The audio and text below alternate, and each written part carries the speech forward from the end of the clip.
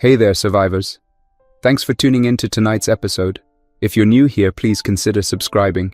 It really helps me keep these stories coming. And while you're here, let me know in the comments where you're listening from. Now let's get started. Someone once said that sound travels farther when the world is quiet.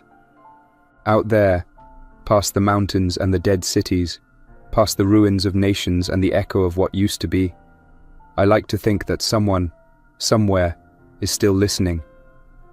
Maybe a kid with a scavenged radio rig, tucked inside an overturned school bus. Maybe a woman camped in a burned-out lighthouse, her fire kept alive by driftwood and old newspapers. Maybe just anyone who remembers what a voice in the dark used to mean. My name is Rowan Chambers, and this voice, this station, has been broadcasting for 30 years from beneath the cold soil near Colorado Springs. Once, this place hummed with activity. Technicians, security teams, botanists and cooks and engineers, all hand-picked to serve a billionaire named Gordon Hightower, who built this underground sanctuary not as a retreat, but as a backup plan for the end of the world. Most of them are gone now. Some left when they couldn't take the silence. Some vanished without a word. Others never made it back from supply runs. What's left of humanity exists in fragments, like the pieces of a broken mirror, reflecting a world that barely resembles the one we lost. I didn't plan to be here. I was a systems engineer with a degree, a sister I adored, and zero desire to join an apocalypse club.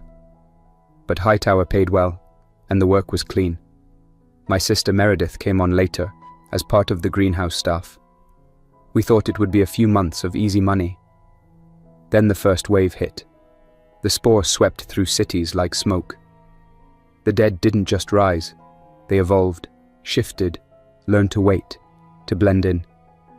By the time the air turned dangerous and the radios started falling silent, we were already locked inside. Now it's just me in this forgotten echo chamber. Each night, I switch on the transmitter, adjust the gain, and speak into the void. I share warnings, maps, the names of people I haven't heard from in years. I talk about the vaccine we almost had, about the nuclear fires that carved glowing scars into the earth, about how we came this close to turning it all around, and then sabotaged ourselves. Always I wait for a voice to answer, and every time the silence returns, I wonder how long I can keep pretending that I'm doing this for someone else, and not just to hear my own voice, so I can remember I'm still human. Long before this began, I lived a normal life in Seattle. Back then, I was fresh out of college, armed with a degree in mechanical engineering. I was a typical young professional, carrying ambitions that had nothing to do with survival or bunkers. My sister, Meredith, was finishing a course in environmental science at the time. Her passion was always ecology and the outdoors. She loved analyzing soil samples, discovering new species of wildflowers, and creating pressed collages out of dried petals. Our parents had both passed away when we were teenagers, leaving us to rely on each other as we navigated adulthood. We found ways to support one another, forging a sibling bond that shaped most of our decisions. In early 2027, when the economy seemed stable enough, I moved to Colorado for work on a private construction project. The location near Cheyenne Mountain was rumored to be highly secure. The rumor turned out to be true. It was indeed a subterranean fortress commissioned by Gordon Hightower, a man known for uncanny foresight and nearly limitless wealth. I landed a job as part of the initial installation crew for the facility's water reclamation and ventilation systems. Meredith followed soon after, initially just visiting me, but she ended up staying when Hightower offered her a position in the domestic staff. The pay was generous, the environment controlled, and we had the sense that we were participating in some elaborate precaution, one that would hopefully never be needed. At the time, the notion of global collapse felt unimaginable, at least for me. My biggest concerns involved finishing each engineering phase without missing deadlines. I'd spend long days in the subterranean levels, aligning the filtration tanks, calibrating sensors, and ensuring that the ventilation shafts were sealed properly against any outside contamination. Occasionally, I'd see Hightower himself roaming the halls with a sense of measured curiosity. He'd nod at me in passing, perhaps inspecting the progress of his doomsday refuge. Rumors about why Hightower wanted such a massive bunker varied. Some said he feared a nuclear exchange between superpowers. Others believed he was preparing for catastrophic climate changes. No one, to my knowledge, mentioned zombies. Yet when the earliest signs of an infection started appearing on the news in mid-2028, Hightower's project was already 90% complete. He quietly accelerated the final stages, increasing the pay to double time, with some teams working around the clock. By the time the outbreak reached major US cities, the bunker was fully operational. At first, the outbreak was just another piece of sensational news. People assumed it would stay confined, that the CDC would swoop in with a rapid containment plan. But then entire counties in Texas went dark within weeks. Reports from Memphis, Tennessee emerged next, describing people falling ill with a fungal infection that spread unbelievably fast. Hospitals were overwhelmed. Government briefings warned the public not to panic, claiming the situation was under control. None of us could have guessed how quickly it would spiral into a worldwide event. I remember the exact day that Gordon Hightower summoned all his staff to the central lounge on Sublevel 1. It was a chilly morning in November 2028. We had only just heard that the infection, this zombie spore, as they were calling it on social media, had infiltrated the outskirts of Los Angeles. Hightower stood at the front of a large meeting room, wearing an impeccably tailored suit, explaining that the bunker would lock down for an indefinite period. He displayed news footage from various channels, images of overcrowded airports, lines of vehicles on every major highway, police forces trying to establish quarantine perimeters. It was chaos on every screen. People stared in disbelief, as if we'd stumbled into a disaster film. Hightower announced he would keep us safe, provided we all performed our designated roles and did not attempt to leave without explicit clearance. In the months that followed, the world above changed in ways we could scarcely process. Governments declared national emergencies. Martial law was instated in certain regions, and attempts to isolate the infection largely failed because it spread in unpredictable ways. The spore was airborne under certain conditions, but experts also suspected contamination through direct contact with fluids. Even as the authorities struggled to contain it, they faced riots, supply chain disruptions, mass migrations, and the growing presence of infected. Within the bunker, Hightower established a strict regime. We had weekly drills for sealing off different levels in case of a breach. We wore specialized ID badges that granted or restricted access to certain areas. A squad of ex-military personnel ensured the bunker's security, both internally and above ground. They coordinated short, carefully planned trips outside to gather supplies, retrieve specialized equipment, or scout the immediate perimeter. Through all this, I tried to focus on my engineering tasks, maintaining the water purification system, running diagnostics on the air filtration modules, and verifying that the power generators were stable. The bunker had multiple generators, some running on natural gas, others capable of burning diesel if necessary, and a substantial battery array. Redundancy was built into every system. At night, we'd gather in a small lounge to watch news broadcasts from around the world. Initially, there were still active reporters, albeit in protective gear, standing in front of blockaded streets or overwhelmed hospitals. Then those feeds became increasingly sporadic. Some networks simply went offline. Others broadcast older footage on a loop, their anchors gone. It was around this time that alternative voices began cropping up on shortwave frequencies. Ordinary people, broadcasting from basements, attics, or improvised shelters, described the collapse of their communities. We'd listen in stunned silence, hearing these pleas for help we could not offer. Hightower urged us to conserve resources. We ate freeze-dried meals from the massive storage rooms, saving the fresh produce from our hydroponic garden for special occasions. Everything was measured and tracked. We had ration cards that allowed each person a certain portion per day.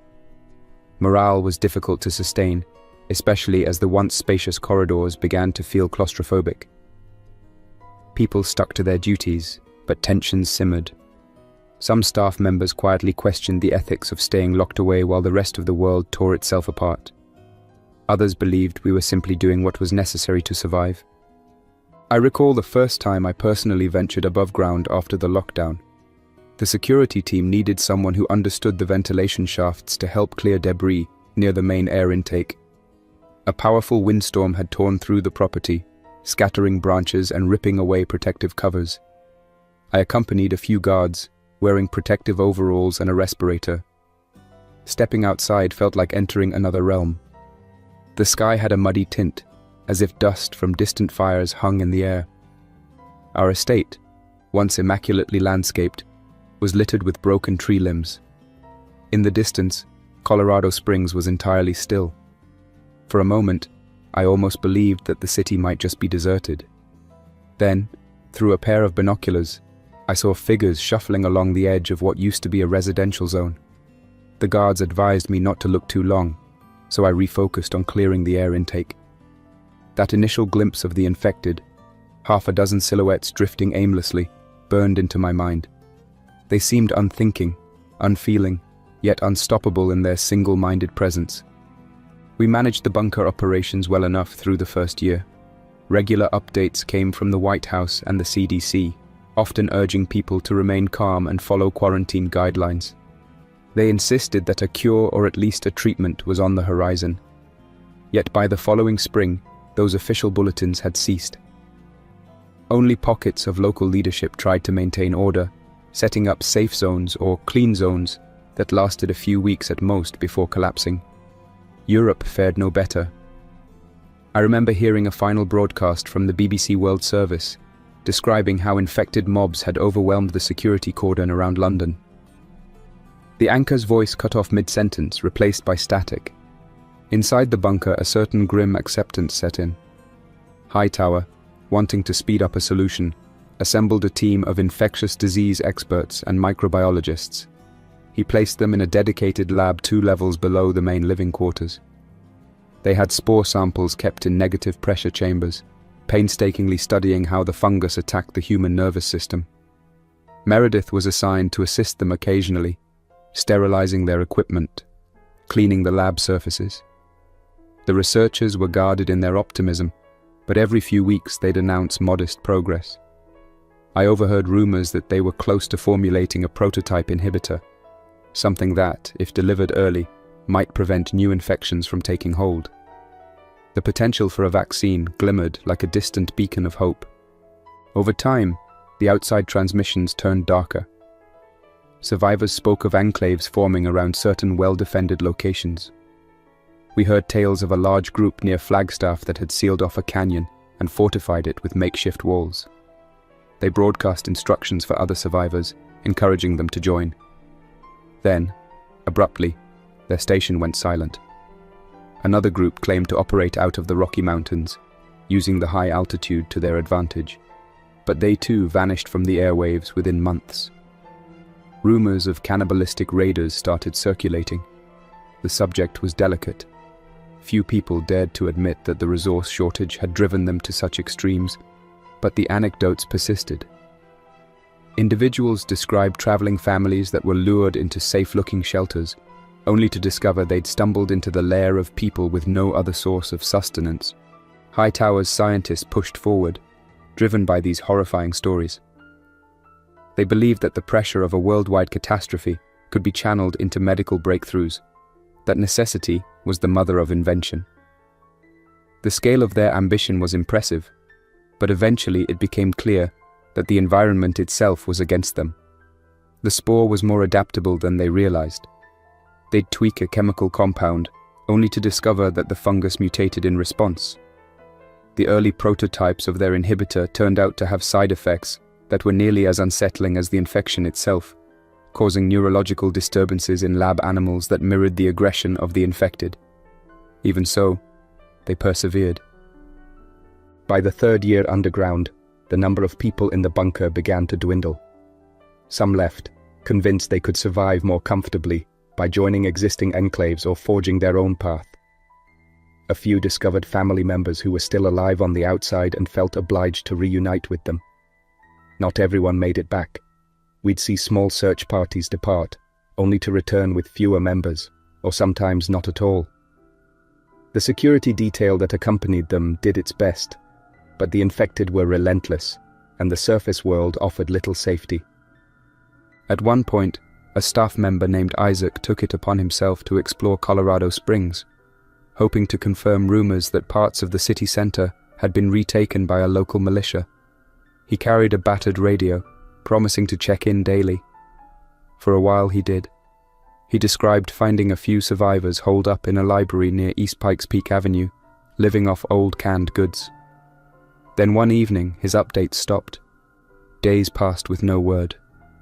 Eventually, we wrote him off as another casualty of this nightmare.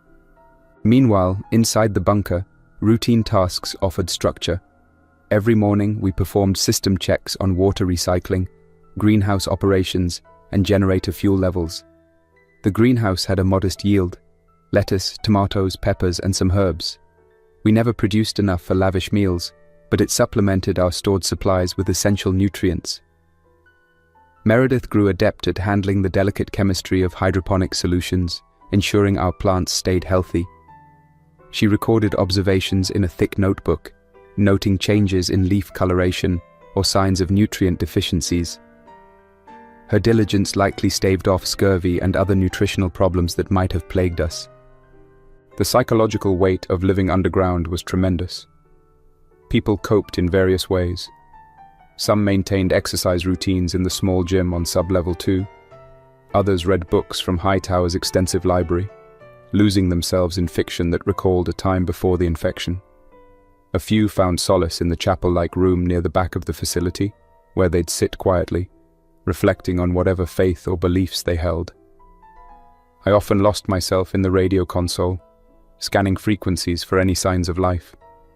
Some nights, I'd pick up faint transmissions in foreign languages, snatches of Russian, Spanish, or what might have been Mandarin, indicating that pockets of survivors endured across the globe, but the signals were always weak and short-lived. Year 4 brought the sabotage that shattered our hopes for a cure. It happened on a Thursday night. Alarms blared through the bunker, and red emergency lights pulsed in the corridors. Word spread that the microbiology lab had been compromised. When security arrived, they found the lead scientists unconscious or missing, vital research data destroyed, and vials of spore cultures spilled. A thick haze of containment foam filled the lab, sealing off potential airborne threats. No one admitted responsibility. Perhaps it was an inside job, or an outside agent who had infiltrated the bunker through unknown means. The result was catastrophic. The research, which had taken years to compile, was mostly gone. Some staff members tried to recover partial data from backup drives, but essential files were missing. The team's momentum vanished. In the aftermath, morale hit a new low. Some staff members, convinced that there was no longer a reason to stay, simply walked out of the bunker. Hightower raged, calling their departures an act of betrayal. Eventually, even he seemed to lose his fire. He locked himself in his private quarters, emerging only sporadically. A rumor circulated that he blamed himself for not investing in even tighter security, or for trusting people who might have turned against him. Beyond our walls, the global situation only worsened. Major cities across continents were overrun. Nuclear strikes at various points left swaths of land heavily irradiated. People described an eerie, glassy terrain around some of these blast sites, where almost nothing lived. In the weeks after each explosion, transmissions from those regions would speak of mutated, infected, sporting fungal growths that gave them a hardened appearance. Some survivors referred to these as armored lurkers, as they could withstand more conventional deterrents. Yet the nuclear apocalypse many had feared never fully came to pass. There were enough stable enclaves left in the chain of command around the world to realize that mutual destruction would finish what the spore started, so the bombs ceased. The consequence was a patchwork of radioactive zones scattered across the earth like wounds on a body. Travel between these zones was perilous at best, impossible at worst. By year 7, I found myself drifting through the bunker in a daze. So many vacant bunks, empty storage lockers, and half-abandoned corridors. The once frequent staff meetings gave way to a loose arrangement of people simply doing their tasks without question. Hightower rarely showed his face. Meredith and I stuck together, supporting each other as best we could. My daily routine involved a deep system check in the mornings, greenhouse oversight in the afternoons, and radio watch in the evenings. On the radio, I broadcast messages encouraging survivors to share any knowledge of stable regions or new scientific breakthroughs. Mostly, I was met with silence. Occasionally, a voice would crackle through the static, offering a rumor of hope before fading away. Then came the day Hightower disappeared. It was sudden, with no official announcement. The security cameras captured him walking toward an emergency exit with 2 guards. They all carried backpacks. The door sealed behind them, and no one saw them again. We found no notes in his quarters, just an empty office and a closet with missing clothes. The staff, already stretched thin, splintered without his presence. Some argued that they should attempt to locate him. Others decided it was time to leave for good. In the span of a few weeks, half of those remaining departed. Soon, it was just me, Meredith, and a handful of others. Amid this new isolation, we reorganized the living areas, consolidating to a smaller section of the bunker to save on power. We shut down entire wings, turning off lights and sealing doors to conserve energy. The greenhouse and the radio room remained our primary focus. We rigged up an alarm system that would alert us if any door to the outside world was opened. We carried on in that manner for several more years. In that time, the outside broadcasts I managed to catch painted a varied picture of humanity's attempt at survival. A cluster of survivors in Canada claimed to have built a functioning settlement in an old hydroelectric dam. Farmers in the Midwest described small communities where they grew corn and kept livestock behind tall fences.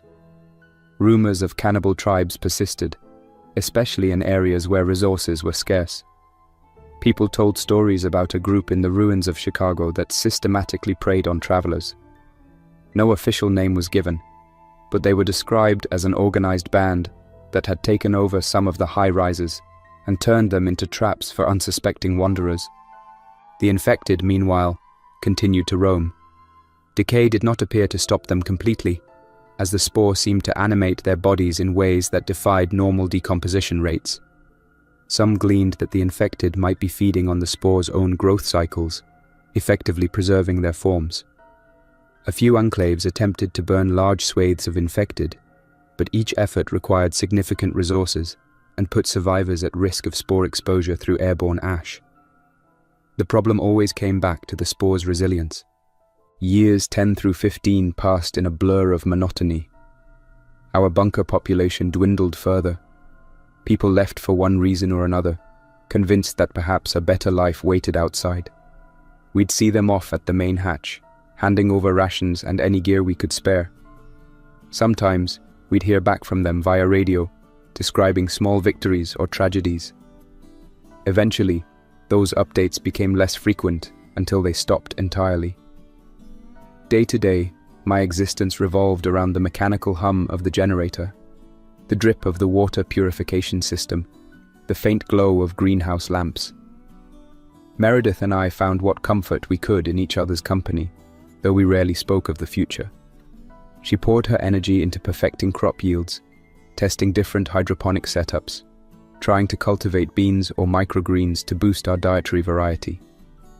One day, she confided in me that she worried about losing her sense of purpose in this enclosed world.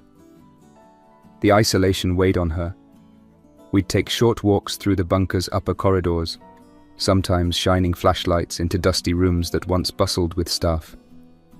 I'd catch glimpses of old memos on desks or personal items left behind, family photos, books, trinkets. It often made me reflect on the ephemeral nature of everything we once considered normal. The outside world also kept changing. On the radio, I once heard about a traveling caravan near the Great Lakes region that had formed a floating community aboard a series of improvised rafts and boats. They claimed the infected were less likely to venture into open water, and the spore itself struggled to spread in environments with strong currents. Another broadcast from Eastern Europe told of small fortress towns rising behind medieval-era walls. People found that ancient fortifications, if repaired, could provide a measure of security. Yet each outpost existed in a precarious balance, threatened by roving hordes or infiltration from within. The most unsettling rumors involved so-called ferals, heavily mutated infected that seemed to develop new behaviors. Some travelers insisted these creatures could remain still for days, mimicking real corpses. Others said they huddled in groups as if waiting to ambush prey. Several enclaves reported that the ferals used faint vocalizations, a kind of mimicry that approximated the sound of living humans. Survivors who investigated such calls sometimes never returned. I couldn't verify these stories, but enough identical accounts surfaced from unconnected sources to lend them credibility. By year 20, the bunker's daily routine had been refined to a near ritual. I rose at a consistent hour, my wristwatch still functioning thanks to careful battery management, and went through a mental checklist. Generator fuel, water tank levels, greenhouse water pH, filters in the ventilation system. Meredith and I rotated the tasks to keep ourselves engaged. Every evening, I'd return to the radio console and broadcast. Sometimes I'd talk about practical tips, how to scavenge from old grocery stores without risking exposure, how to test water for contamination, or how to identify if an infected might be lying in wait. On nights when I felt a spark of optimism, I'd recount childhood memories or read passages from an old guide to engineering fundamentals, hoping that knowledge might benefit someone. Rarely did I get a reply. The static was constant, interrupted only by fleeting signals. Despite everything, I clung to the possibility that we might one day find a safe zone or rejoin a community of like-minded survivors. Meredith was less vocal about it, but sometimes I'd see her reading through the notebook she kept of horticultural breakthroughs. I suspected she harbored dreams of helping restore farmland on the surface, perhaps collaborating with others to rebuild a stable settlement. We never made firm plans, though. The idea of leaving the bunker still felt overwhelming, with infected and raiders lurking in every corner of the surface. The day the security system beeped unexpectedly, indicating an attempted entry through a rarely used vent, was a turning point. We rushed to the monitor station, scanning the external cameras. One camera near the estate's perimeter fence showed vague movement in the brush. We couldn't make out details, but something large was scraping near the vent covers. The motion abruptly stopped. Perhaps it was just an animal or the wind. Still, the unsettling realization was that the outside world was encroaching on us again. We double-checked the seals and replaced the external vent covers with heavier grates. Around the 25th year, the bunker's population had reduced to a handful.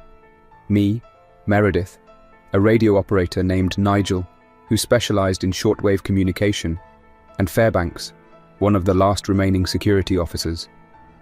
Together we tried to maintain the essential systems. Nigel had a knack for tuning into distant frequencies, sometimes picking up signals from as far as the East Coast. He described one such signal from a group calling themselves the Riverland Federation, claiming to occupy territory around the Mississippi. They had farmland, a rudimentary militia, and limited technology to broadcast on shortwave. It sounded promising, even if we doubted that strangers would be welcomed easily. Fairbanks, for his part, believed in forging alliances. He argued that isolating ourselves in the bunker was unsustainable long-term. Fuel for the generators was finite, and essential parts would wear out eventually. Nigel agreed. They proposed that we attempt contact with the Riverland Federation or other enclaves, perhaps forging a relationship that could lead to mutual support. Meredith was hesitant, concerned about the hazards of travel and the risk of infection. I vacillated, torn between the safety of the bunker and the knowledge that we couldn't hide forever. Nigel tried sending out messages addressed specifically to the Riverland Federation, referencing the coordinates we had gleaned from their transmissions. Over the course of a few weeks, we heard nothing in response. Then, surprisingly, A faint voice broke through the static late one night. It claimed to be from a settlement near Breckenridge, though not the Riverland Federation. The person, who introduced himself as Sam Torres, said they'd formed a small community in the mountains, relying on hunting, fishing, and greenhouse operations similar to ours. They were open to meeting other survivors if safe travel could be arranged. Fairbanks latched onto this possibility with zeal. After weeks of planning, Fairbanks and Nigel decided to gather a few supplies, head for Breckenridge, and see for themselves if this was a viable community. They invited us to join. Meredith and I hesitated, concerned about the risks. In the end, we declined, preferring the bunker's security despite the isolation. Fairbanks assured us he'd send updates by radio along their journey. The morning they left, we helped them load a battered SUV Hightower had kept in the surface garage. We parted ways with a sense of heavy finality, watching them drive off through the estate grounds. They signaled on the radio for the first day, describing relatively open roads with scattered infected. Then, on the second day, they reported making good progress. On the third day, we lost their signal altogether. We never heard from them again. Their departure left the bunker emptier than ever. It was just me and Meredith now, heading into the 28th year. We continued as best we could. I upgraded the greenhouse lights to more energy-efficient LEDs, scavenged from the facility's remaining supplies. We rationed fuel for the generator, shutting it down during certain hours and relying on battery power. We sealed off even more of the bunker's unused sections to minimize maintenance. The radio broadcasts continued. Each night I explained who we were, where we were, and offered to share any knowledge gleaned over the decades. Occasionally, a faint burst of static would sound like a human voice, but I couldn't pass it. I clung to hope, meticulously logging times and frequencies, trying each night to reconnect. Then Meredith disappeared. That morning, I went to wake her in her quarters, expecting to see her reading over greenhouse notes. Instead, her bed was untouched. Her personal belongings were in their usual place, her clothes folded, her old notebook with pressed flowers near the lamp. She was simply gone. There was no sign of forced entry, no note pinned to the door. The bunker cameras had been malfunctioning for some time, so I couldn't trace her steps. I searched every corridor, calling her name. I checked the upper levels, the sealed exit hatches, every storage room. She was nowhere to be found. Days turned to weeks, and she did not return. The thought that she might have slipped out to the surface lingered. Maybe she had grown tired of waiting for me to make the decision to leave. Perhaps she believed she could find a better life elsewhere, or even had some lead on our missing colleagues. The uncertainty weighed on me. Without her, the bunker felt even more oppressive. Each footstep echoed in the vacant hallways. The greenhouse seemed silent without her thoughtful observations. I had never felt so truly alone. Determined not to let despair consume me, I pressed on with the radio broadcasts. The entire weight of the bunker's upkeep now fell on me. Day in and day out, I tested water quality, replaced air filters, harvested what few vegetables grew in the greenhouse, and struggled to maintain the generator. The silence around me was overwhelming. Sometimes I found myself talking to the walls, narrating my tasks like a public service announcement just to fill the emptiness. As time trudged closer to the 30th year, I came to terms with the fact that I too could not stay here forever. Supplies like medical gauze, disinfectants, and certain trace minerals for the hydroponic system were running low. A catastrophic failure of any major subsystem could render the bunker uninhabitable. I considered traveling north, having heard occasional rumors of safer stretches near the Canadian border. The climate there might slow the infected, and certain enclaves might welcome a mechanically skilled individual. On the other hand, the journey would be treacherous beyond comprehension. In the nights leading up to this final decision, I recorded a series of extended broadcasts. I spoke in detail about what I'd learned of the spore's biology, referencing the notes I salvaged from the sabotaged lab. Although incomplete, they contained valuable tidbits: the fungus's reliance on humid conditions, its vulnerability, albeit partial, to certain chemical agents. I recounted how nuclear detonations had backfired, giving rise to mutated variants in irradiated zones. I addressed the threat of cannibal raiders, cautioning travelers to avoid areas known for predatory groups. In essence, I tried to compile a manual of survival tactics gleaned from decades in a vantage point that, while sheltered, was informed by countless hours of listening to the world's struggle. I also recounted the final days of official governments, how entire nations tried to re-establish themselves. Some attempted to rebuild their capitals, only to find them overrun by the infected. Others tried to resurrect monarchy systems or transitional councils, failing under shortages and constant threats. Now, all that remained were small alliances built on local trust, micro-governments that might survive or crumble at a moment's notice. Each of these broadcasts ended with a personal plea. If anyone can hear me, my name is Rowan Chambers. I've been in the Hightower Estate bunker near Colorado Springs since the beginning of the outbreak. I'm considering leaving soon in search of other survivors. If you have any information about stable communities, possible vaccine projects or safe routes, please respond. I will keep listening on this frequency as long as I can. The microphone hissed with static.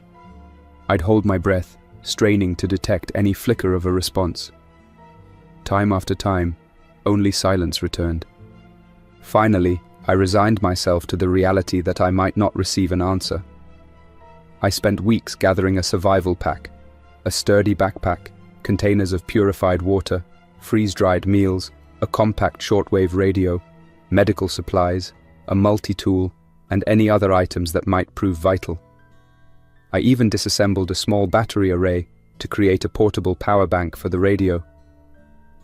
A part of me realized that leaving the bunker meant never seeing it again, or at least never returning under the same conditions. I might have to seal the doors behind me to prevent infected from wandering in, or if I left it open, perhaps future survivors would find it. Before I left, I wrote a series of notes on the bunker's systems: how to operate the generator, how to manage the greenhouse nutrient mix, how to interpret the filtration system readings. I sealed them in plastic sleeves and placed them in a visible spot near the main console, alongside a copy of my recorded broadcasts. If anyone ever stumbled upon the bunker, they'd have the chance to learn from what we built here. On the last evening, I did one final system check. The water reclamation tank still held a respectable reserve, the greenhouse lights remained functional, and the backup generator was operational with enough fuel for perhaps another year of moderate usage. Then I made my way to the radio booth. The overhead lamp flickered slightly, a reminder of how old the infrastructure was becoming. I pressed the transmit button. This is Rowan Chambers, broadcasting for the final time from the Hightower Estate bunker. To whoever may be listening, I've kept this station on air for nearly 30 years, sharing updates and collecting stories from the world outside. Our resources are nearly spent. I'm preparing to leave in search of a safe haven, or at least a more sustainable life. I'm leaving behind instructions here in the bunker, along with recorded broadcasts that detail everything I know about the infection, the vaccine research we attempted, and the enclaves that once existed. If you find this place and I am gone, may it guide you to survive. Remember that the infected may be relentless, but hope can still exist in pockets of collaboration and compassion. Take care, and if you can, keep the signal alive. We must remember who we are, even in the face of such overwhelming change. With that, I ended the broadcast, letting the static hum fill the booth. I sat there for a long time, listening for any faint reply. The moments ticked by, each second etched into my memory. Then, at last, I shut down the console. Darkness enveloped the radio booth, broken only by the faint glow of emergency lights. Shouldering my pack, I walked through the bunker's corridors for what I presumed might be the last time. I recalled the faces of the many people who once worked here, the laughter in the cafeteria during the early days, the tense conversations in the lab, the hushed speculation about what was happening above. So many stories had begun and ended in these concrete halls. In the airlock leading to the surface, I paused, placing a hand on the thick steel door. This had been my haven and my prison. On the other side lay an uncertain world, haunted by infected forms, scarred by nuclear devastation, policed by desperate survivors, but perhaps also dotted with enclaves of resilience, maybe even answers to what happened to my sister, or a final resting place for the regrets I carried. I gripped the lever, took one measured breath, and pushed the door open, stepping into the outside air under a sky I'd hardly seen in nearly 3 decades. The moment the door eased open and the early morning light penetrated the gloom of the airlock, an entirely different reality confronted me.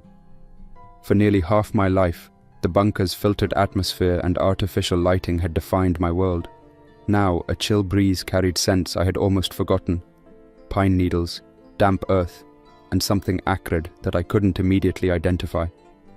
Cautiously, I stepped onto the concrete landing that opened onto the estate grounds. The Hightower estate had once been a manicured landscape, a long driveway bordered by oak trees, rose gardens near the main house, carefully trimmed hedges that led to a guest cottage. Decades of neglect had rendered it almost unrecognizable. Grasses had grown waist-high.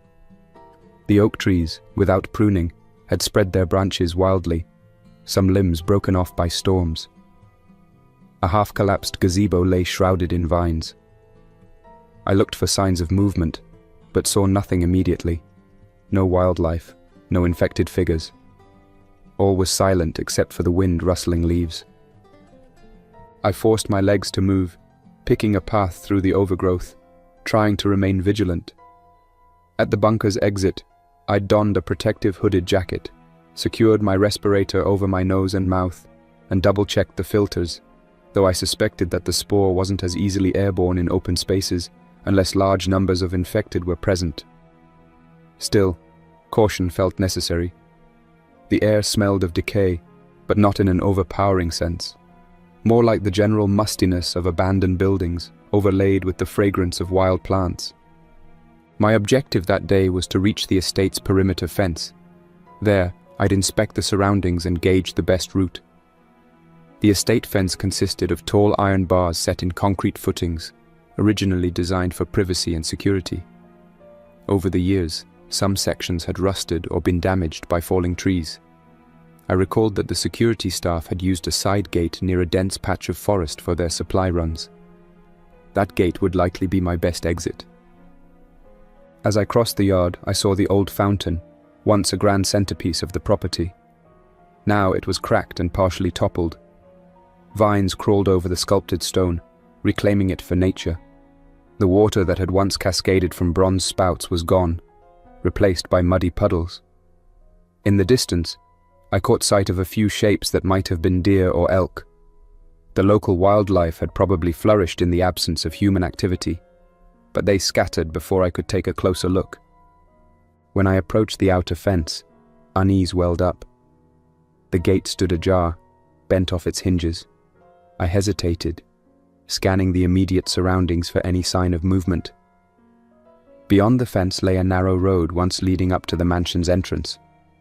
Beyond that road stretched the broader foothills of the Cheyenne Mountain region, crowned by evergreens and rocky outcrops. Treading carefully, I followed the road downhill. The mansion was located on elevated ground that offered a panoramic view of Colorado Springs, though much of the cityscape was obscured by the curvature of the hills. As I descended, the remains of suburban developments came into view, roofs poking through a sea of green, roads cracked and buckled. I tried to recall the last official estimates I'd heard about infected density in this area. That was over a decade ago, and any data now would be outdated. Nevertheless, I remained watchful, pausing every few steps to listen for the characteristic shuffling of infected or the distant wails that survivors sometimes reported. Eventually, I found a vantage point near an abandoned gas station. The building's sign was missing letters, leaving only faint outlines. Its windows were broken, and weeds sprouted from cracks in the asphalt. Carefully, I crept around the side, peering in. Empty shelves lined the interior, with debris strewn across the floor. No sign of infected, though there were old dark stains on the linoleum. I refrained from stepping inside, not wanting to risk a hidden threat. Instead, I leaned against the wall to collect my thoughts, occasionally lifting my binoculars to scan the horizon. From this vantage, the city sprawled out below, hushed and grey in the distance, punctuated by the silhouettes of decaying buildings. Some structures had collapsed. Others stood intact but lifeless. Smoke rose in a thin column far off, possibly from a fire or a settlement. I considered heading in that direction, but decided against it for the moment. My plan was to skirt the edges of the city, heading into the foothills. The terrain was rugged, with winding roads that sometimes devolved into dirt paths, flanked by thick underbrush. The air smelled of pine resin and damp soil. Here and there, wildflowers added splotches of colour, offering a striking contrast to the deserted homes. Every so often, I spotted a house tucked away behind pines. Many had broken windows or open doors. Some were partially burned. I didn't investigate most of them, wary of potential infected lurking inside. But curiosity got the better of me at one particular property. It was a modest single-story cabin, its porch sagging but the roof still intact. The windows were shuttered from the inside. I rapped softly on the door, though I doubted anyone lived there. When no answer came, I pushed it open and stepped inside, shining a flashlight around. Dust particles danced in the beam, and the place had a stale odor of long disuse. A small living area held a couch, a coffee table, and a fireplace with an old charred log. Shelves against one wall contained an assortment of books, mystery novels, a few cookbooks, some travel guides. In the kitchen, I found empty cupboards, a rusted sink. The refrigerator door was ajar, its contents long spoiled. On a table, a yellowed note read, "Gone to find help. If you see this, we are at the Highgate Shelter." The words Highgate Shelter were underlined. There was no date, no further detail. Before leaving, I grabbed a small pot and a can opener from a drawer. You never know when such items might come in handy. I left the note as it was, in case someone else came by who might want that information, though it was probably decades out of date. Back on the porch, I gazed at the road ahead, feeling a pang of loneliness. These quiet, empty places were all that remained of so many lives. Late in the afternoon, I heard a noise that made me freeze. A distant scraping sound, like metal dragging on pavement. Quickly, I moved off the road into the tree line, crouching low amidst some shrubs. The scraping came closer. Eventually, a figure came into view, a lone infected, wearing tattered pants and a coat. One sleeve was shredded, revealing an arm twisted at an odd angle. The infected dragged a metal rod or pipe behind it, clinking it against the ground with each step. It wandered aimlessly, occasionally pausing as though trying to sense something. My grip on the straps of my backpack tightened. The figure never turned in my direction, and after a few minutes it vanished around a bend. Waiting until I felt certain it was gone, I returned to the road. The close call reminded me how vulnerable I was outside the bunker. Even a single infected could be dangerous if it caught me unaware. Its unyielding pursuit, the potential for the spore to spread through a scratch or wound. The respirator might help, but it was no guarantee in the event of a struggle. As night approached, I looked for a place to camp. Sleeping outdoors for the first time in decades felt surreal, especially after living beneath fluorescent lights for so long. I found a spot beneath a rock overhang, sheltered from the wind, and cleared the ground of brush. Using the pot I'd taken, I boiled water from a nearby stream on a small portable stove. The stove was a piece of gear I'd salvaged from the bunker's survival kits. The flicker of the flame dancing against the rocks stirred memories of campouts I'd gone on as a teenager with Meredith. She always loved sleeping under the stars, pointing out constellations, telling me about cosmic events I'd never studied. While the water boiled, I scanned the sky. The stars looked achingly bright, uninhibited by city lights. The Milky Way stretched overhead in a pale band. For a moment, I allowed myself to be transfixed by that cosmic expanse, imagining distant galaxies untroubled by the affairs of Earth. It was a stark reminder of how small and fleeting our crisis must look in the grand scale of the universe. The next morning, I rose with a sense of purpose. My plan was to travel northwest, eventually intersecting what used to be Highway 24. From there, I'd head further west, bypassing Colorado Springs by a significant margin.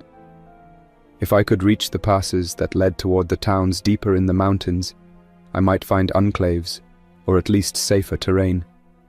I doubted I'd stumble upon a thriving settlement immediately, but the mountains offered natural barriers against the infected. The cold, especially at higher elevations, had long been rumored to slow them down. Walking along the cracked remains of the highway, I kept an eye out for vehicles that might be salvageable. Most were either rusted heaps or had been stripped for parts long ago. Some lay on their sides, as if overturned in the initial panic when people tried to flee. I passed a row of abandoned trucks, their windows broken, cargo compartments empty. Pieces of cloth fluttered in the breeze, caught on jagged edges. An old billboard loomed overhead, advertising a brand of cola that no longer existed. The sign, battered by time, seemed like a monument to a world gone by. On the second day, I encountered my first real challenge, a cluster of infected blocking a stretch of the road. There were perhaps half a dozen, standing in the open, their heads turning erratically, as if they sensed the environment for movement. Some might call them standard roamers, bodies that no longer showed extreme mutations, but retained that eerie semblance of life. I crouched behind an abandoned sedan, peering over the trunk. Moving closer risked drawing their attention, and my only weapon was a small handgun I'd taken from the bunker's armory, plus a crowbar. Engaging so many would be a grave risk. I studied the terrain to see if I could skirt around them. On the left lay a steep embankment with rocky outcroppings. On the right, a dense thicket of trees. I opted for the trees, hoping the infected wouldn't notice my movement. Step by painstaking step, I slipped into the undergrowth, pressing myself low beneath branches. The sunlight filtered in patches through the canopy, illuminating spots of moss and ferns. At one point, my foot snapped a twig, and I froze. A moment later, I heard a low moan from one of the infected. I waited. Eventually, their moans subsided, and I inched forward again, mindful of every placement of my boots. After what felt like an eternity, I emerged on the other side, far enough from the cluster that I felt safe returning to the road. All the while, the recollection of that sabotage in the bunker lab flashed through my mind. The notion that if the scientists had succeeded, maybe such encounters wouldn't be so harrowing now. Perhaps we'd have a real vaccine, or at least an effective prophylactic. But regrets served no purpose at that moment. The infected were here, and I had to navigate around them. As the miles stretched behind me, I saw more evidence of the old world's final days. Clusters of burnt-out houses, partially collapsed strip malls, an empty fire station with graffiti scrawled across its front. Messages like "Stay away" and "Nothing left" emblazoned on the walls in faded paint. Occasionally, I'd come across human remains, though the dryness of the climate had left them largely skeletal. I tried not to dwell on these remnants, but they underscored the unrelenting toll of the outbreak. On the evening of my third day, I found shelter in a former park ranger's station, located near the entrance to a national forest. The sign out front was bleached by sun and rain, but I could make out the words, "Pike National Forest Ranger Station." The door was locked. With a bit of force from my crowbar, I managed to pry it open. Inside, I discovered a single main room with old maps pinned to a corkboard, a battered desk, and a couple of metal filing cabinets. Dust lay thick on every surface. A logbook near the desk indicated that meteorologists once staffed the station to track regional weather patterns. The last entries were scrawled lines referencing the initial surge of infected sightings in outlying areas, eventually concluding with "Abandoned station, heading east." That night, I barricaded the door with a heavy chair and used my portable stove to boil water, rationing my dehydrated meals carefully. I kept my flashlight off to avoid drawing attention, using a candle instead. The flickering light played across the maps, revealing scenic routes that once led hikers to breathtaking vistas. Now, those same paths might hold unseen dangers. In the dim glow, I recalled the day Meredith and I first arrived at the bunker, how we'd teased each other about working for a billionaire's eccentric project, how normal life still felt. The memory lingered, reminding me of how drastically everything had changed. In the morning, I decided to continue deeper into the forest, guided by one of the ranger trails that would eventually lead me north. The station's logs suggested that at higher elevations, sightings of infected were rare. I slung my backpack on and stepped back onto the trail, noticing how nature had reclaimed everything. Grass poked through the asphalt, trees overhung the trail, and wild animals roamed freely, unacquainted with the old boundaries of human infrastructure. Along a stretch of winding path, I paused to take in the scenery. Towering pines swayed gently in the breeze, their needles glimmering in the sun. A stream tumbled over rocks just a short distance away, its clear water rushing towards some distant tributary. The sky overhead was a bright canvas of blue, dotted with wispy clouds. It struck me that while the world of humankind had collapsed, the earth itself continued on in its own rhythms. Plants grew, rivers flowed, and wildlife adapted. There was a strange beauty in that realization, as if nature was indifferent to the spore that consumed civilization. Still, I couldn't linger too long in any one spot. Remaining constantly aware of my surroundings, I pressed forward. After a few hours of walking, the trail opened onto a small clearing where a weathered log cabin stood. It had a pitched roof with missing shingles, a stone chimney leaning precariously. Cautiously, I circled the structure, testing for signs of recent activity. Finding none, I ventured inside. The door gave way easily under slight pressure, revealing a single-room interior with a wood-burning stove, a simple bed frame, and a trunk against the wall. Dusty footprints trailed around the space, though it was impossible to tell how old they were. In the trunk, I found a tattered blanket, a lantern with no fuel, and a small journal. Flipping through its pages, I learned that the cabin had belonged to someone named David Muller, who wrote about escaping the initial chaos in Colorado Springs.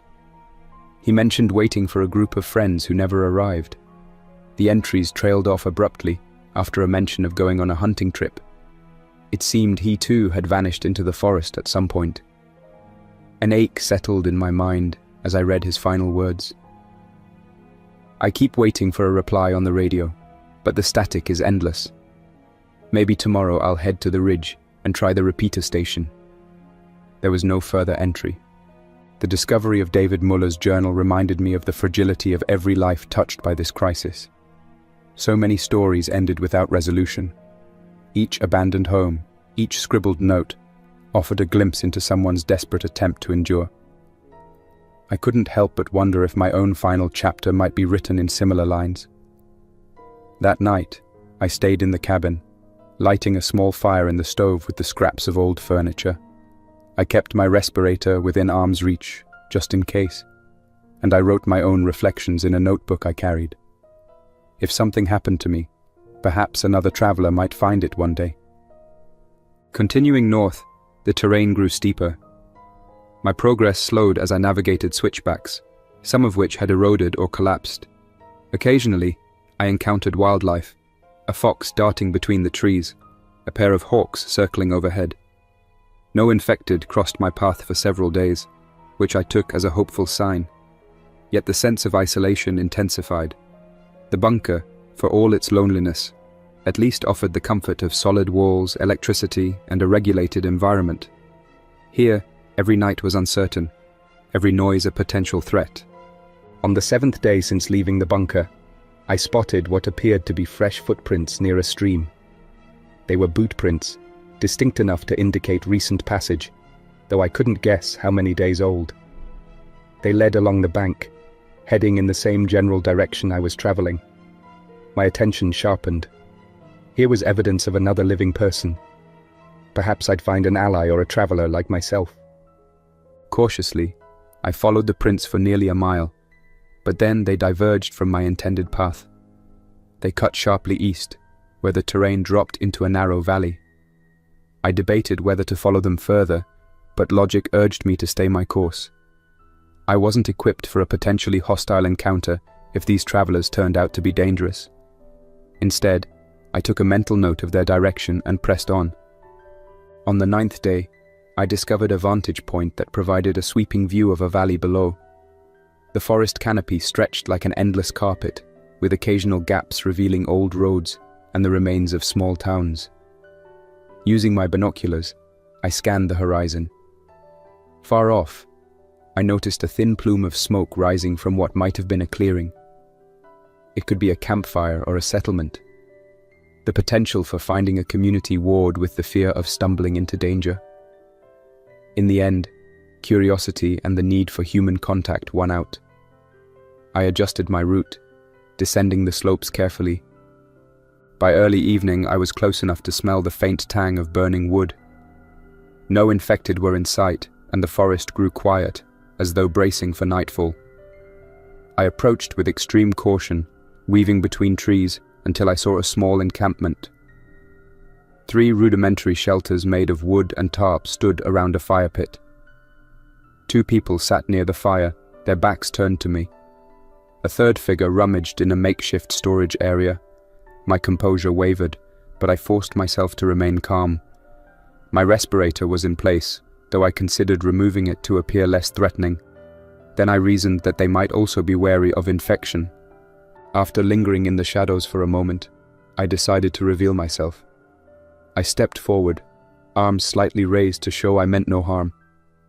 One of the individuals by the fire, a man of medium build, clad in a worn jacket, noticed me first. He sprang to his feet, brandishing a hunting rifle.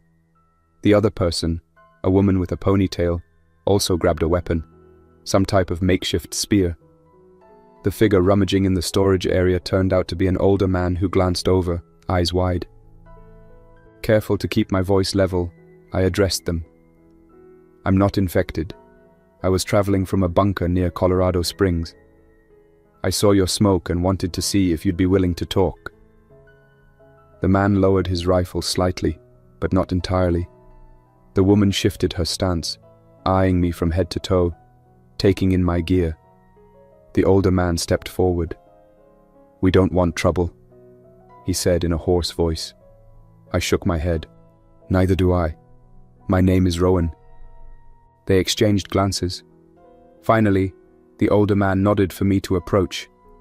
As I drew nearer, I noticed their campsite was basic, but relatively organized. A small ring of stones for a fire, a pot suspended over the flames, bedrolls under a tarp. They had a few plastic jugs of water and a large array of gathered mushrooms and plants. The smell of cooking stew wafted from the pot, reminding me how hungry I was for a hot meal. The man with the rifle introduced himself as Beck. The woman was Jana, and the older man, who seemed to be their leader, was Monroe. They'd been living in this region for several months, migrating between known safe spots in the forest. Jana asked if I had a weapon, so I slowly displayed the handgun at my belt. Satisfied that I wasn't brandishing it, they invited me closer to the fire. Over the next hour we exchanged stories, though cautiously. Beck and Jana had been with a larger group once, near a place they called Sunrise Pass. An outbreak of infected forced them to flee. Monroe joined them on the road, bringing knowledge of edible plants and medicinal herbs. They asked about the bunker. I explained the basics, how I'd been there for decades, how almost everyone else had either left or vanished. When I mentioned attempts to create a vaccine, their eyes lit with interest, but I had to admit it never came to fruition. We discussed routes and known dangers. They warned me about a band of hostile people who traveled near certain highways, attacking anyone they perceived as a threat or a source of loot. I recounted my own experiences evading infected and sightings of mutated variants in certain areas. Monroe listened with rapt attention, occasionally jotting notes in a small leather-bound book.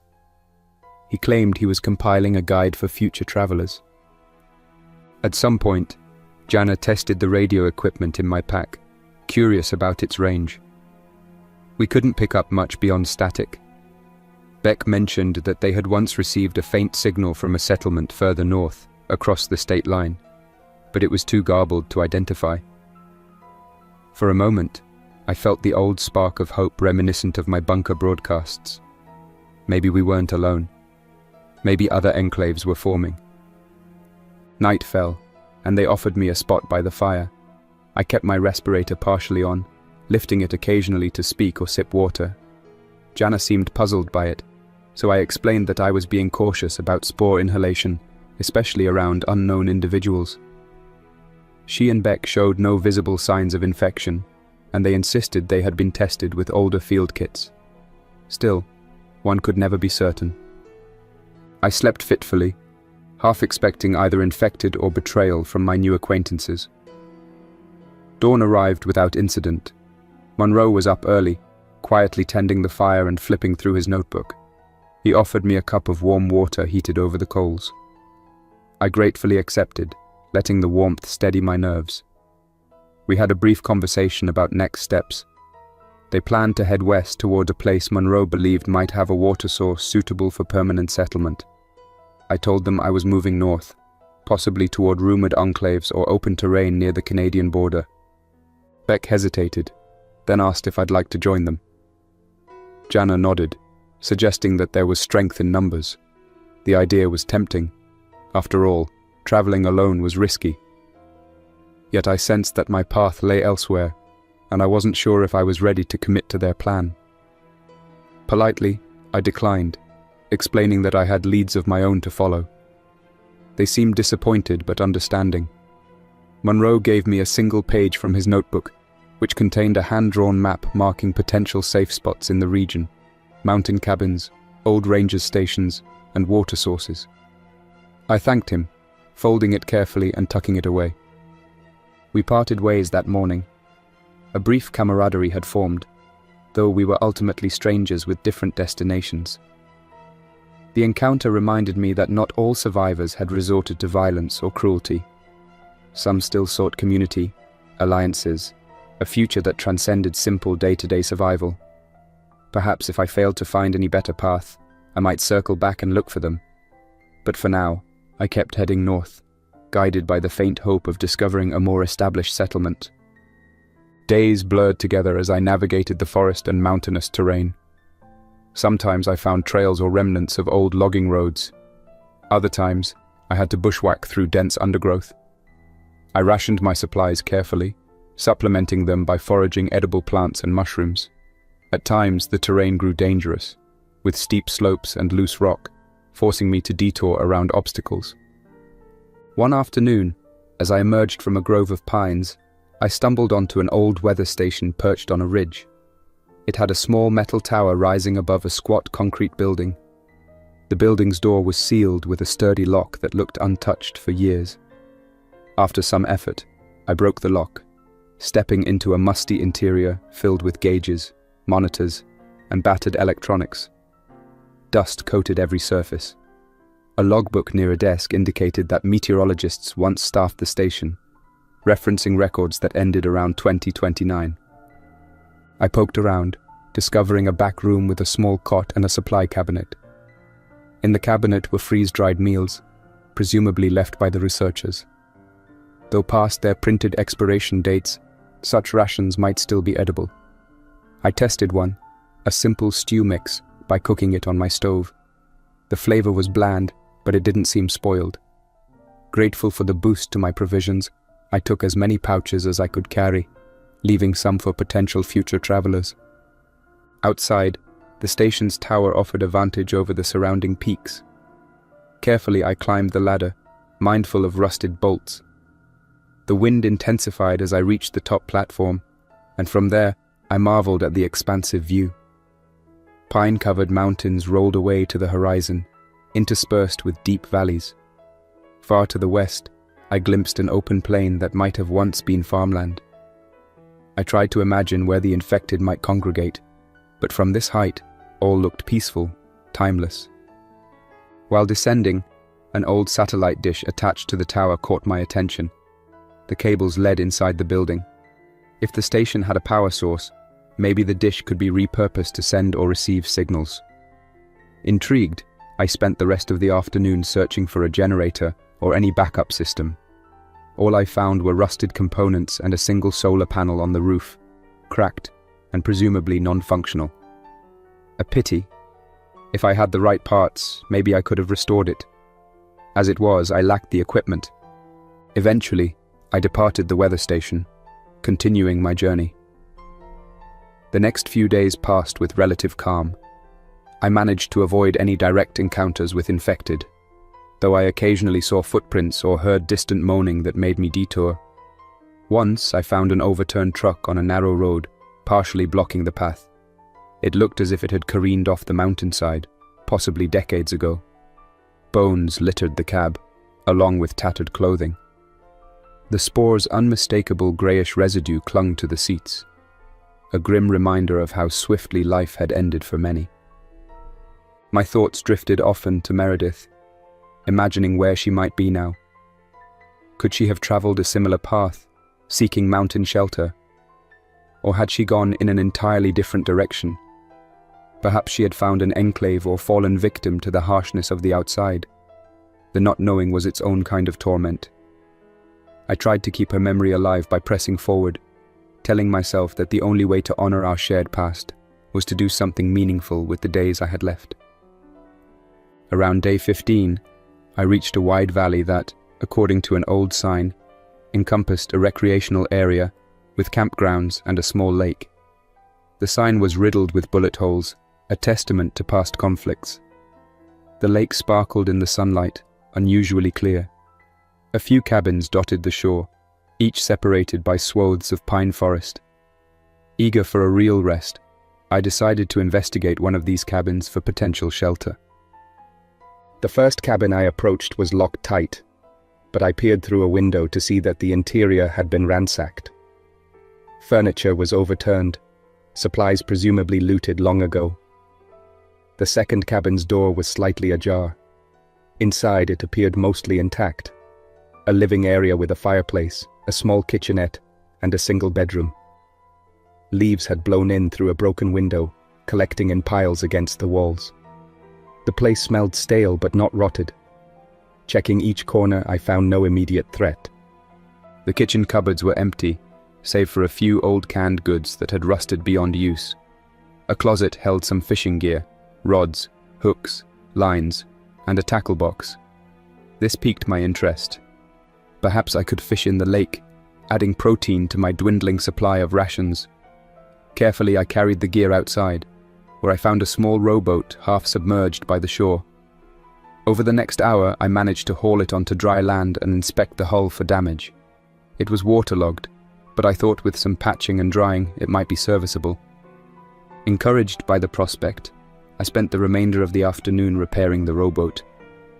Using parts of an old sign and resin I'd found in a tool shed behind the cabin, I sealed the cracks as best I could. I left it near the water's edge to dry, then returned to the cabin. That evening, as the sun dipped below the trees, I gathered firewood, carefully sweeping out the fireplace before lighting a small flame.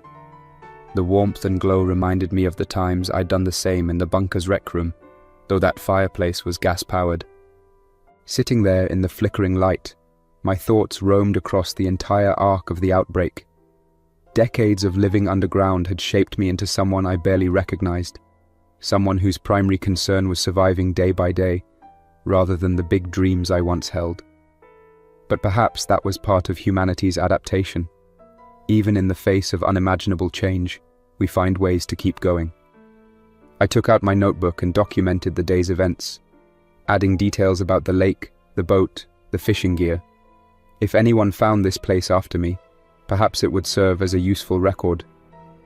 The next morning, I carried the patched rowboat to the water. Pushing off carefully, I sat in the boat and tested for leaks, scanning the surface for signs of life. The lake was still, reflecting the surrounding pines and the clear sky like a mirror. At the center, I tossed a fishing line overboard, waiting with silent anticipation. My initial attempts yielded nothing. Just when I considered returning to shore, the line tugged. A brief struggle ensued, culminating in the capture of a small trout. It was a modest catch, but it filled me with a sense of triumph. For the first time since leaving the bunker, I felt something approaching joy. I rowed back to land, prepared the fish using the skill set I'd learned from old survival guides, and cooked it over my small stove. That simple meal was the best I'd had in weeks. The experience reminded me that life could still be lived, not merely endured. I spent the following day repeating the process, catching more fish, salting some of it for later. The area seemed devoid of infected, though I remained vigilant. Perhaps the forest's density deterred large hordes, or the region was simply too remote to attract them. On the evening of my second day at the lake, I decided to try the shortwave radio again, hoping to catch any transmissions. I set up my portable antenna near the cabin, scanning through frequencies. For a long time only static greeted me. Then, faintly, I picked up a voice. The signal was weak, dropping in and out, but I caught enough words to understand it was someone broadcasting from further north. They mentioned a settlement near a place called Twin Valleys. My curiosity soared. The mention of a real settlement, with a name, was more concrete than the rumors I'd heard in passing. I jotted down the frequency and the approximate content of the broadcast, determined to investigate further if I could. The next day, I resumed my journey with renewed purpose. I left the rowboat in a safe spot by the cabin, should I ever return, or if another survivor happened by. With a backpack now slightly heavier from salted fish, I pushed deeper into the forest, aiming to find a route that might lead me closer to Twin Valleys. The map from Monroe offered no reference to that name, so it might be further north or known by another label. The terrain proved challenging, with steep inclines and dense foliage, but I pressed on. Over the following week, I made steady progress, occasionally finding old footpaths, crossing small rivers using fallen logs, and even scrambling over boulders in the higher elevations. The nights were colder now. Each dusk, I scouted carefully for a safe campsite, sometimes opting to climb a tree or find a rocky ledge that afforded a broader view. Once, I glimpsed a pair of infected, half hidden among the pines below, wandering aimlessly. They never saw me, and I waited until they disappeared before moving on. Traveling in the wilderness continued to sharpen my instincts. I found myself noticing subtle signs of wildlife, the direction of the wind, the shift of cloud cover that might indicate a coming storm. In many ways, it felt like a reversal of the old normal. Instead of relying on technology and infrastructure, I was relying on the environment, reading its cues, working with its resources. Eventually, I reached a fork in the mountain trails. One path meandered west, the other north. Deciding to stick to my course, I took the northern route, which descended into a broad valley. The scenery changed once again, with gentler slopes and more open meadows. At the edge of one such meadow, I found evidence of people. A crude fence made of felled trees, stacked to form a barrier. Beyond it, faint smoke curled from a small settlement of cabins or huts. My anticipation grew. This could be Twin Valleys, or another community like it. Cautiously, I approached, waving a strip of white cloth I'd attached to a branch. After a moment, a figure emerged from behind the fence, clutching a bow. Another person, armed with a shotgun, stepped into view. They conferred briefly, then motioned for me to come closer. As I neared, I noticed about half a dozen cabins arranged in a circle around a communal fire pit. Gardens enclosed by chicken wire fences hinted at attempts at agriculture. A few goats roamed near a pen. This place was more organized than the previous camp I'd encountered. A tall man with a lined face and a grey ponytail introduced himself as Garrett. A woman named Sophia stood at his side, holding the shotgun. They greeted me warily. I introduced myself, removing my respirator so they could see my face. The mention of my years in a bunker sparked curiosity. When they asked if I'd been infected, I assured them I'd never shown symptoms and had followed strict safety protocols. Some of their tension lifted. Garrett explained that this settlement, called High Pines, had been formed by a handful of families who fled the urban collapse years ago. Over time, they'd fortified it, learning to grow crops suitable for the mountain environment, raising goats for milk and occasional meat. They maintained a rotating guard system to keep out infected or hostile raiders. Their success was modest but sustainable. About 15 people lived there, including children, a sight that felt like a small miracle in these times. Invited into their communal area, I saw a cooking pot hanging over a fire, tended by a teenager wearing patched jeans and a heavy coat. A couple of younger kids ran around, engaged in a game of tag.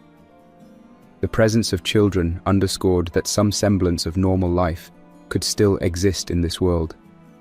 The older members of the group watched the perimeter, scanning the tree line for threats.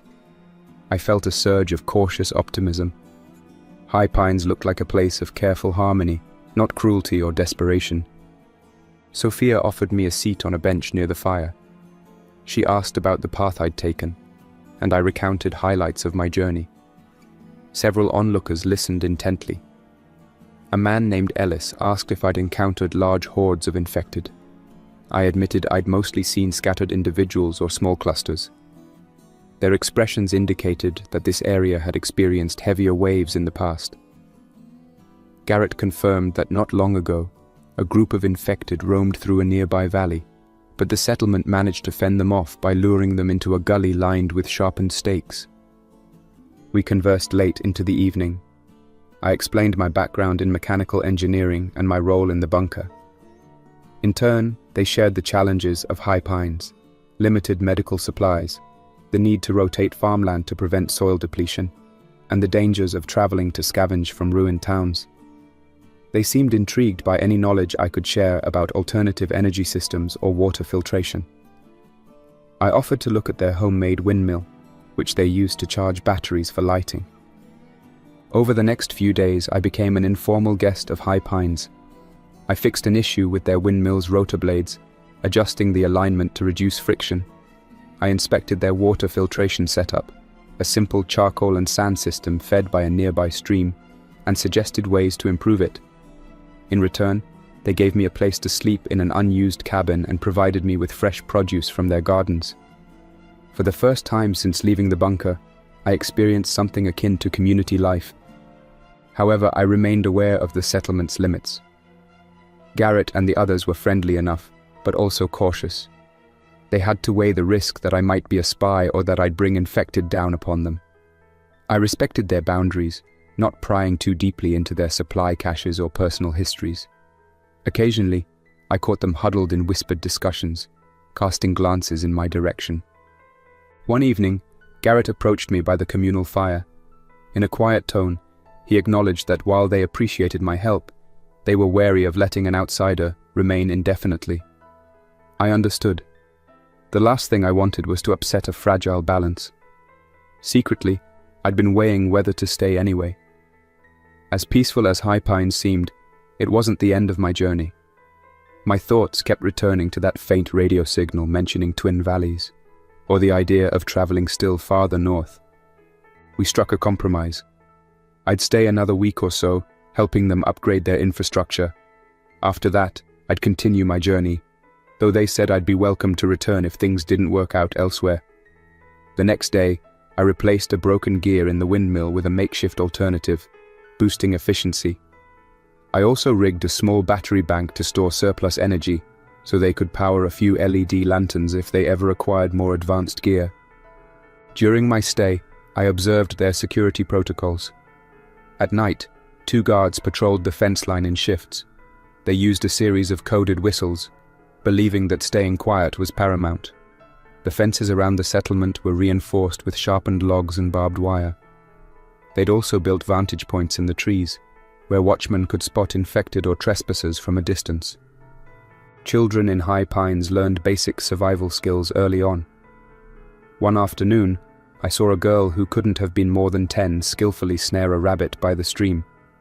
The older teens helped with perimeter checks, demonstrating a practical maturity born of hardship. This settlement functioned like a small, self-reliant village, bound by shared struggle and a guarded trust. Yet vulnerabilities abounded. When a child fell ill with fever, they had no advanced medical resources. Herbal remedies, careful observation, and luck were all they could rely on. The fever broke after a couple of days, but the adults were visibly shaken, fearing it might have been spore-related or some other threat. The incident underscored how precarious life here could be, even in a seemingly stable community.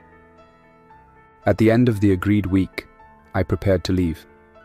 Garrett and Sophia gifted me a small bundle of dried vegetables and a tin of goat cheese. Armed with Monroe's old map and new knowledge from High Pines, I plotted a path further north. We exchanged farewells at the gate. Some settlers offered a wave or a polite nod. I sensed gratitude and lingering wariness, which was understandable. In a world reshaped by the spore, trust was both precious and fraught with danger. Stepping back onto the mountain trails, I tested my shortwave radio again. Static greeted me. It wasn't surprising. I was too far from any broadcast source. But the memory of that faint signal whispering about Twin Valleys hovered in my mind. Perhaps I'd meet others who'd heard the same rumor, or discover enclaves forming in these secluded mountains. One truth became clear. There was no turning back. I'd come too far, and something drove me forward. Thus I moved through each day, step by step, guided by glimpses of hope and the determination not to let all that I've learned go to waste. In the evenings, I record my observations in a notebook, the location of potential shelters, the condition of roads, any sign of infected or friendly settlements. I keep these records in case someone else follows in my footsteps. Some nights, lying under the stars or in a borrowed cabin, I recall the hush of the bunker corridors and the crackle of static from the radio console. I think about Meredith, forging her own path. I think about the sabotage that ended our vaccine project, the day Hightower vanished, and all those hours spent transmitting messages into the void. The regrets and lessons gleaned from those memories meld into a quiet resolve. This world, broken as it is, still holds pockets of humanity and resilience. If I can contribute to that, even in small ways, it might be enough of a reason to keep going. And so I continue, forging a path through mountains and valleys, forests and deserted roads, always scanning for a sign, any sign, that the spore will not have the final word on Earth's fate. Each sunrise reminds me that even in the bleakest circumstances, life persists. Each time I set up my makeshift antenna, I send out a message. This is Rowan Chambers, formerly of the Hightower Estate bunker, traveling north. If you can hear my voice, know that you are not alone. We are not alone. Keep going. That's all for now. Thanks for listening. If you enjoyed this story, don't forget to like and subscribe for more unsettling creepypastas. Your support keeps my channel alive. Until next time, stay quiet, stay vigilant, and trust nothing, not even the silence.